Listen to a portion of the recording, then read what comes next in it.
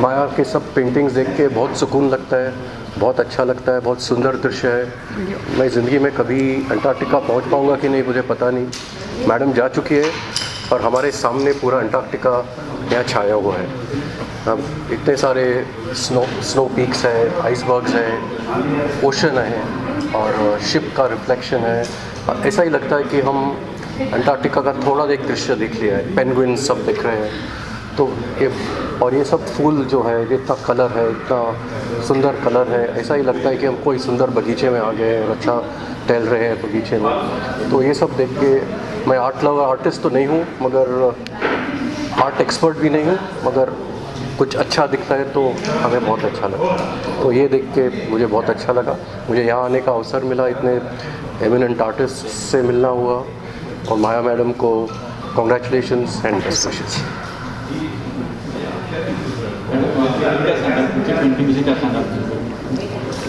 मैं भूल तज्ञ हूँ, मेरे प्रोफेशन से मैं एक डॉक्टर हूँ और भूल तज्ञ यानी कि ऑपरेशन के टाइम जो पेशेंट को भूल दी जाती है फिर ऑपरेशन किया जाता है, वैसा मेरा प्रोफेशन है। लेकिन वाटर कलर पेंटिंग ये मेरा एक पैशन है, एक मेरा छंद है और उसी कारण मैंने आज यहाँ पे आर्ट गैलरी में स्नो एंड पेटल्स ये थीम लेकर ये एग्ज़िबिशन ऑर्गेनाइज़ किया है। स्नो उसको थीम दिया है क्योंकि मैं 2012 में अंटार्कटिका जाके आई, Arctic and Antarctica both the poles मैं जाके आई और वहाँ पे जो नज़ारा देखा, जो निसर्ग सौंदर्य जो मैंने देखा है, ग्लेशियर्स है, सफ़ेद स्नो है, अज़्योर ब्लू वाटर है, penguins, seals, whales, squids, albatross, ये जो सब जो अपनी जो ये दिखते नहीं है अपने इंडिया में या फॉरेन में, वो जो अंटार्कटिका में दिखते हैं साउथ पोल में, वो हमें उधर मुझे मिले, दिखाई दिए और जो नज़ारा था वो बहुत ही सुखद था, बहुत ही अलग एक्सपीरियंस था और वो एक्सपीरियंस मुझे सबको देना मैं उचित समझा कि जो मैंने लिया है वो सबको देना चाहिए। इसलिए मैंने ये वाटर कलर में पेंटिंग्स किए अंटार्कटिका के और मैंने उसको नाम दिया स्नो। अंटार्कटिका जाना बहुत मुश्किल है, ऐसे इजीली हम लोग प्लान नहीं कर सकते हैं, तो इसलिए मुझे लगा कि एटलीस्ट मैं कुछ लोगों को दे सकूँगी, कुछ विजुअल ट्रिक दे सकूँगी। ये this is a visual language to get connected with the people. So इसलिए मैंने ये स्नो का थीम लेके अंटार्कटिका पेंट किया है। फ्लावर्स जो अपने निसर्ग में, नेचर में जो दिखते हैं, वाइब्रेंसी है उसका जो कलरफुल अट्रैक्टिव उसका नेचर रहता है और उसमें से जो पॉजिटिविटी मिलती है वो बहुत ही अच्छी रहती है और मुझे ऐसे लगा कि ये भी मुझे करना चाहिए और मुझे फ्लावर्स बहुत पसंद है, तो इसलिए मैंने पेटल्स, स्नो एंड पेटल्स ये थीम लेके आज का जो एग्ज़िबिशन है वो ऑर्गेनाइज़ किया है। मुझे बहुत खुशी होती है कि नेहरू सेंटर ने मुझे अपॉर्चुनिटी दी और यहाँ पे एग्ज़िबिशन करने की मुझे परमिशन दिया। ये एग्ज़िबिशन 14 मई से यानी आज से लेकर 20 मई तक शुरू रहेगा। एवरी डे 11 से 7 तक ये खुला रहेगा सबके लिए बिना मूल्य, इसको कोई मूल्य नहीं है और सबके लिए खुला है कोई। और मैं ये पेंटिंग की वजह से मैं एक आर्ट फॉर गुड ये प्रोजेक्ट करती हूँ, जो सोसाइटी से हम कुछ देना चाहिए वो देने के लिए मैं मेरा जो भी कंट्रीब्यूशन है मैं देती हूँ। मैं फ्री सर्जिकल कैंप करने के लिए एक ट्राइबल एरिया में जाती हूँ और वहाँ पे मैं सर्जरी और ये तो हम लोग फ्री करते ही है, उसके साथ में जो भी है सेल है, जो प्रोसीडिंग्स है, वो भी उनको मैं डोनेट करती हूँ। अंटार्कटिका ये जब भी मैं 2010 में मैं पहले आर्कटिक गई थी। मेरा भाई जर्मनी में था तो हम लोग जर्मनी गए। जर्मनी से मुझे लगा कि अभी 2-3 बार जर्मनी देख लिया है और कहीं जाना चाहिए, तो हम लोग नॉर्थ पोल गए। नॉर्थ पोल बोले तो आर्कटिक, वो ऊपर रहता है, उत्तर ध्रुव उसको बोलते हैं। तो जब भी हम उत्तर ध्रुव गए तो वो नज़ारा इतना बहुत ही बढ़िया था। It was like a paradise, heaven on the earth. So मुझे लगा कि ये नॉर्थ पे ऐसा है तो साउथ में कैसा होगा। फिर मैंने सर्च किया, रिसर्च किया, बहुत पढ़ा उसके ऊपर। फिर ऐसे समझ में आया कि Antarctica is more beautiful than Arctic, और maybe South Pole is more beautiful than North Pole. So मैंने मेरे हस्बैंड से बोला कि हम लोग नॉर्थ तो आ गया है, अभी साउथ भी करेंगे। तो मैंने 1 साल उसका सब रिसर्च करके मैंने साउथ पोल हम लोगों ने दोनों ने जाने का फैसला लिया। हम दोनों ही गए थे, कौन से टूर कंपनी से नहीं गए थे, हम दोनों ने ही सब ऑर्गेनाइज करके अंटार्कटिका गए, और ये 2012 में हम लोग उधर गए।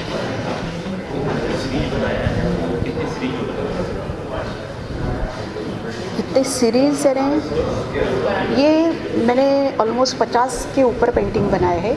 अभी मैंने 30-40 इधर डिस्प्ले किए, 20-30 मेरे पास और है। यहाँ पे जगह कम होने की वजह से मैंने वो डिस्प्ले नहीं कर सकी, लेकिन ये अंटार्कटिका करने के टाइम मुझे बहुत सुकून मिलता है और मुझे बहुत हैप्पीनेस मिलता है। जो मेरा 2012 में जो मेमोरीज़ था वो मेरा रिफ्रेश होता है। जब भी मैं पेंटिंग करने लगती हूँ तो मुझे लगता है कि मैं अंटार्कटिका गई हूँ। तो बहुत ही मेरे लिए अनमोल टाइम रहता है वो। मैं सुबह उठ के पेंटिंग्स करती हूँ, सुबह 5 बजे उठ के 5 से 6, 6:30 तक पेंटिंग करती हूँ। उसके बाद में मेरा डेली रूटीन चालू होता है।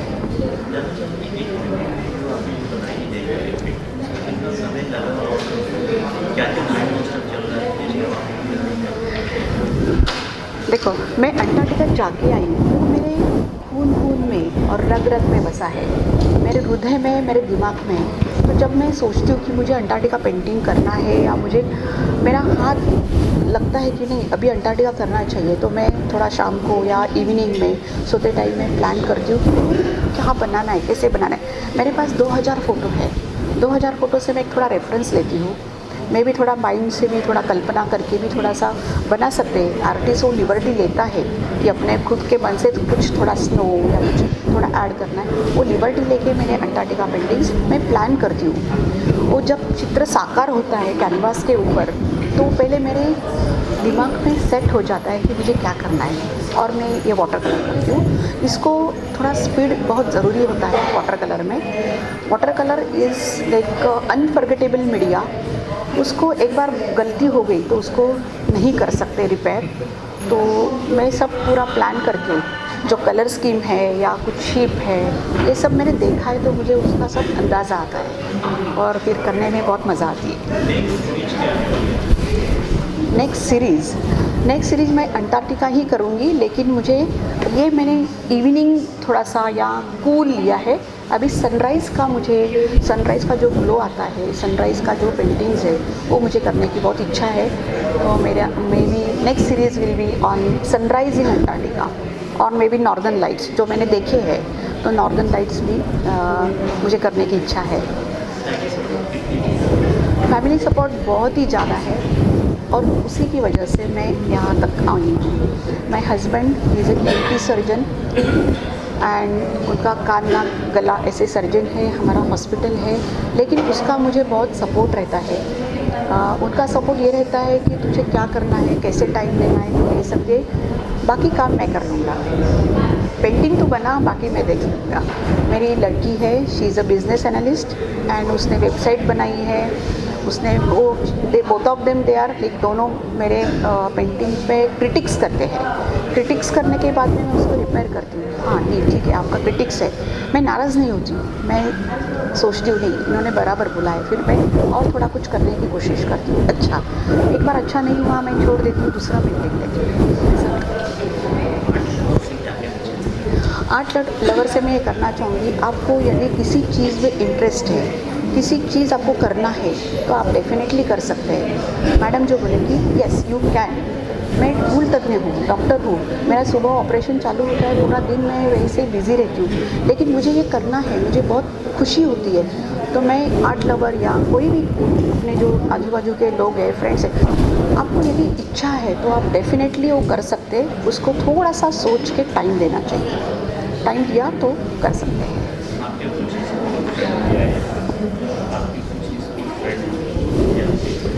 Yes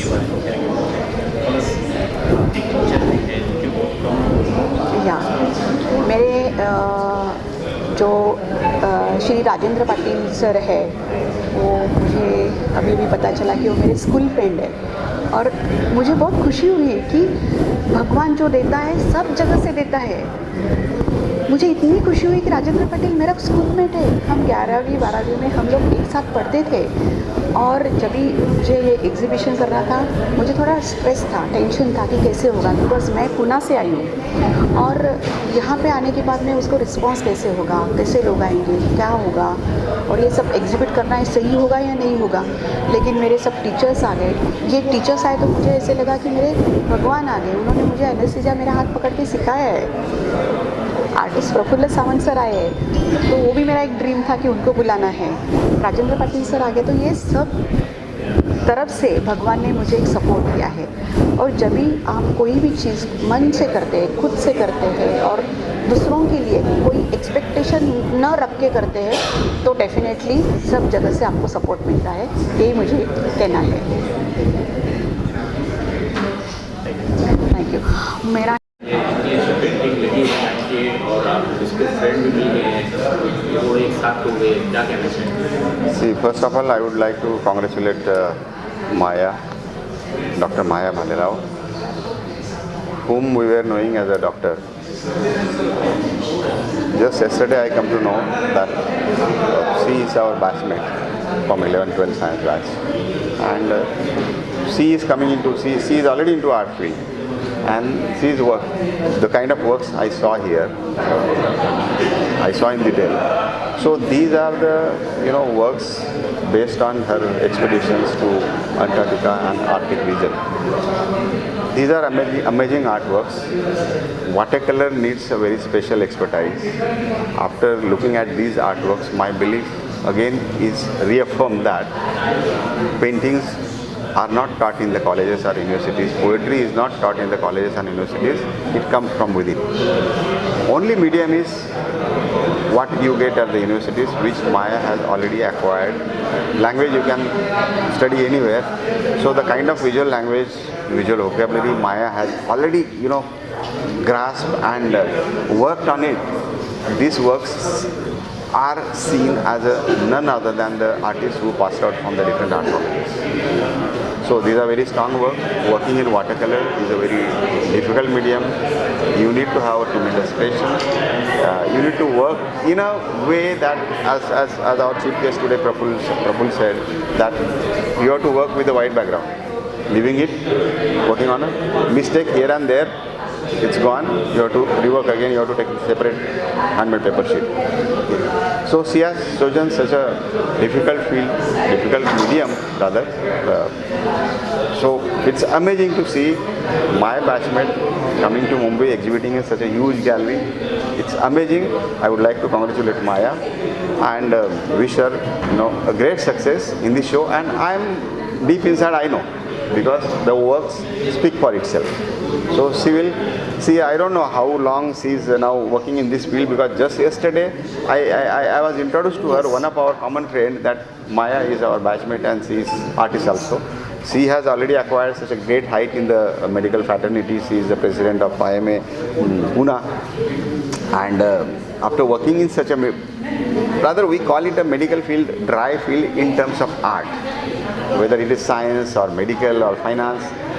And art, it's completely diagonally opposite fields. Absolutely. And coming from such a diagonally opposite field, getting such a expertise in this medium, amazing. I don't know how she acquired, but I will talk to her now in detail once this is over. So congratulations, Maya. Thank you once again for inviting me here, and wishing you all the best for this show. I hope many more people come here, watch this and buy it. Thank you.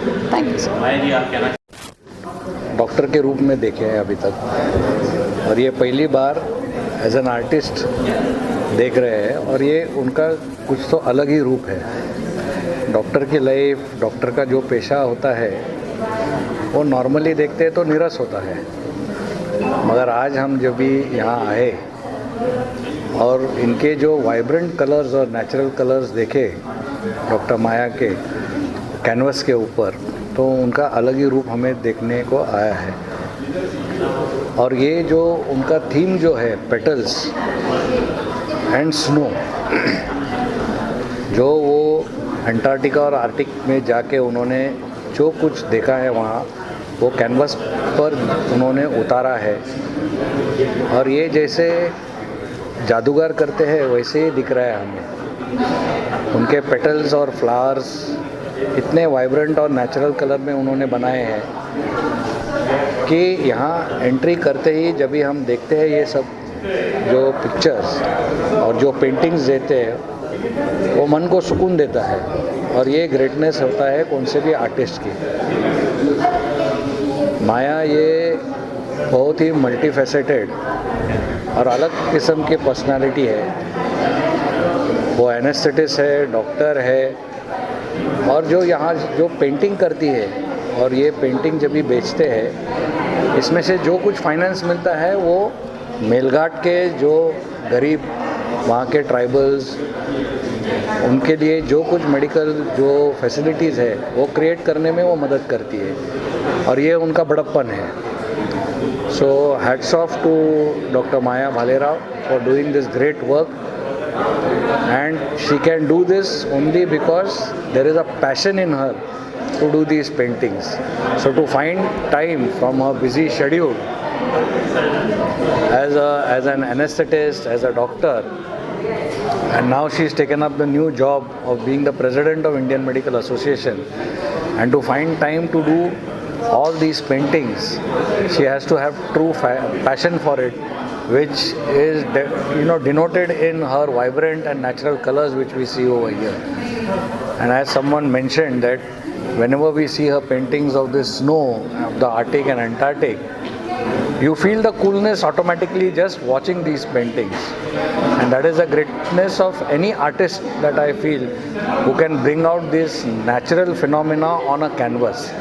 So I congratulate Dr. Maya Bhalerao for this great passion of hers, and we give her the best wishes that she progresses in this field as she has already progressed in her anesthesiology field, and all the best for her future as far as these paintings are concerned. Thank you. Thank you sir. मैं doctor Sudhir Bhalerao, artist doctor Maya Bhalerao इनके पति जी हूँ मैं।